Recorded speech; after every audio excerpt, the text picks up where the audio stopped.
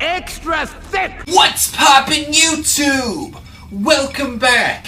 Extra Thick Games here, again with another totally on-time Yu-Gi-Oh! VRAINS episode recap and review.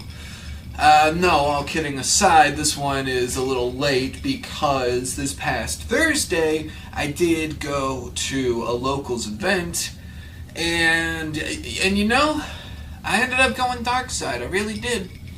After the last one, I cracked down and I put Cannon Soldier in my Danger Dark World deck, despite my semi-intoxicated slurring and that deck profile saying I never would. I did, and yeah, I got punished pretty bad for it. All four rounds of that tournament, I did not win a single game. Everyone at my locals knew about the danger of TK and kind of knew how to counter it.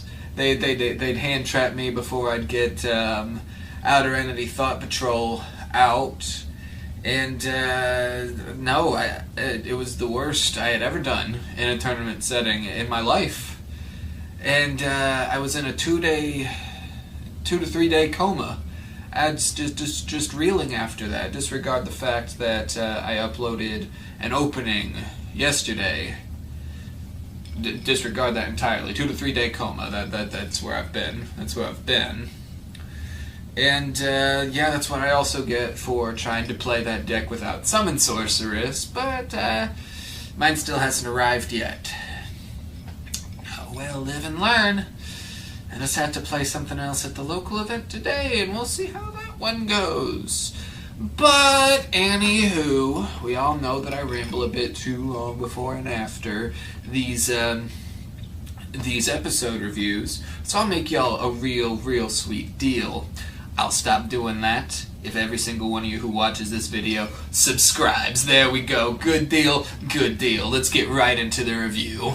So episode 77, Siblings in Conflict, begins after the intro sequence, with the Blood Shepherd taking his first move and ending up on a really lackluster one, if I do say so myself, with one relatively weak main deck monster on the field with just a single face-down card, and that being it for his opening move.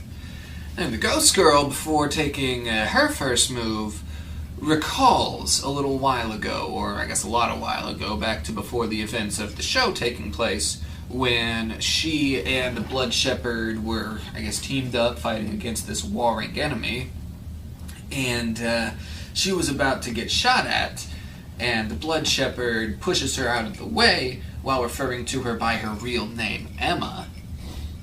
So after that happens, what she does is uses her, I guess, influence and knowledge and really just her skills at finding things out, and researches everything about the Blood Shepherd and finds out his identity as her own half-brother. And then she also states that she knows about the car accident with his mother, but insists that that's not a real reason to hate the Ignises, right?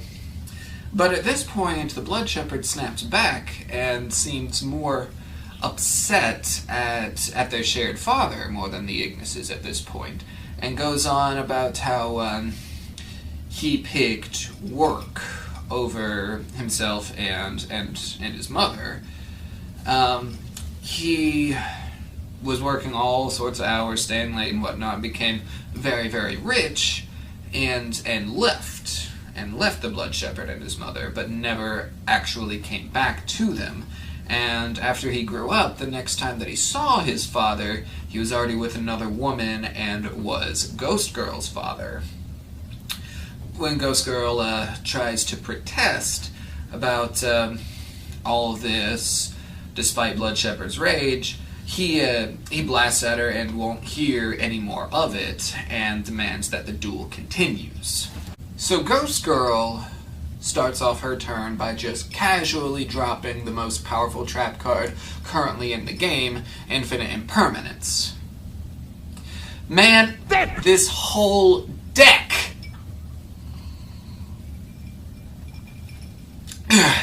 But still, the trap card's effect is negated, but it still allows the ghost girl to extend her plays to end up with a superpowered Altergeist Hextia, as well as a new synchro monster, Altergeist Dragvirion.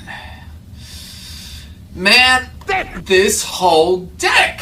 Thank God that this synchro monster doesn't end up being that good, because Lord knows that this archetype does not need any more good support. I really don't like the Altergeist deck.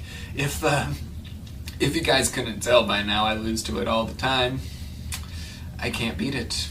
I just can't beat that deck. And seeing it get support, and then using the best trap card in the game, oh, you don't know what it does to me.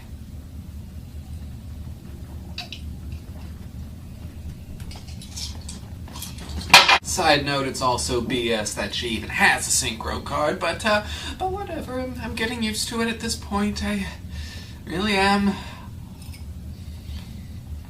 She tries to push for game, but the Blood Shepherd is able to use one of his archetypal hand traps to stop the final attack from connecting, as well as set himself up with a couple of tokens for his next turn. A turn which he says will be the last in this duel. Elsewhere, we get Kusanagi and Playmaker and not Playmaker watching VRAINS surveillance and seeing the events of the past episode with Blood Shepherd in hot pursuit of Blue Girl, as well as the Water Ignis Aqua, and Playmaker and not Playmaker decide to log in to link VRAINS to try and help out, right? Elsewhere again, we get Blue Girl and Aqua still in their hiding spot, and we get Blue Girl lamenting over the fact that her childhood friend Miyu is comatose, and how, I mean, she's upset about it because of still what happened when they were kids and how she never got to see her again, and then she had no idea that she was a victim of the Lost incident, and now she's comatose, right?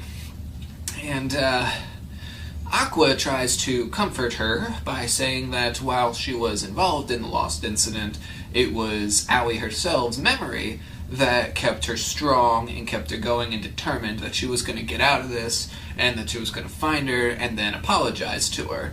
And then we get this. Nice. Extra thick! Then we get a bit of a heart-to-heart about how Aoi and Miyu had both saved and changed one another, and then we get Aqua asking to unite with Blue Girl. And before we see the results of that, the episode shifts back to the duel. The duel resumes with Blood Shepherd's turn, and him ending up with a board of his Link 3, Battle Drone Commander, as well as his level 6 Synchro Monster Command Drone Double Sniper. Literally, why? I'm running out of excuses. I guess everyone is just gonna have a Synchro Monster. We're gonna get Salamang Great Link and Synchro Monsters. I don't want to see him get any support. I just want to see him lose. Why? Why, VRAINS? Why is this a thing?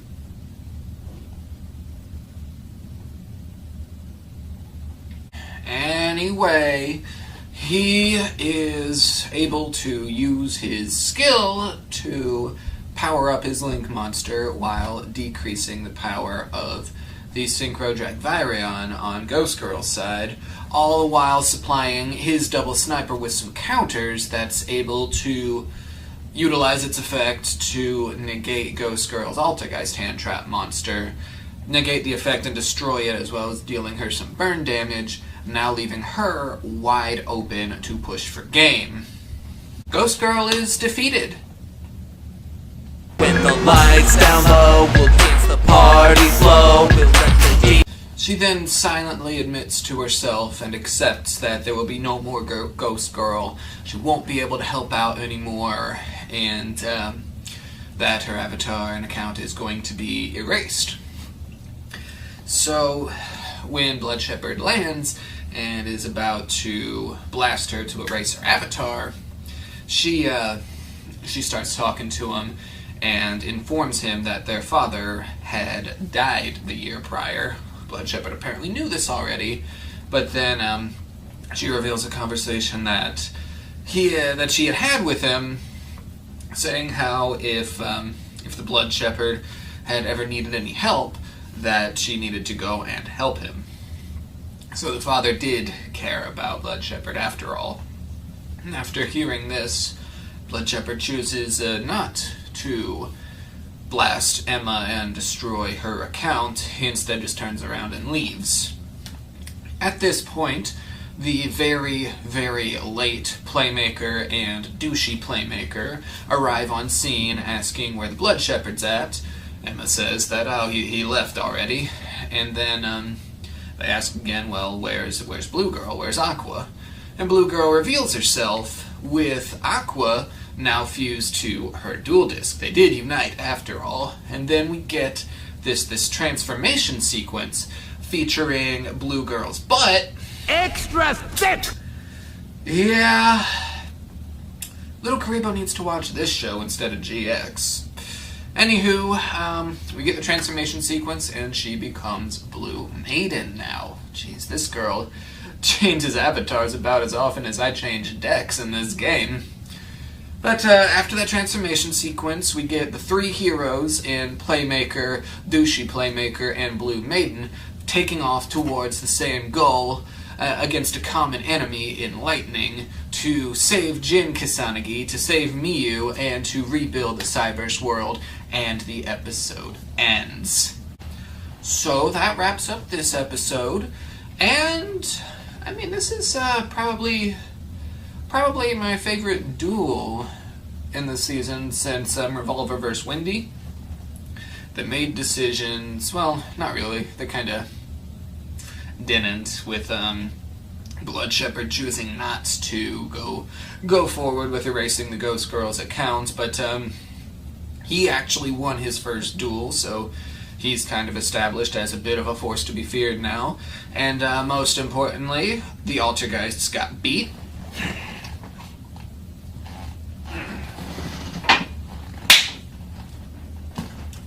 And we're starting to see more of the humans and the Ignises combine and unite forces with Blue Maiden and Aqua coming together now. We got a bit of a team, right?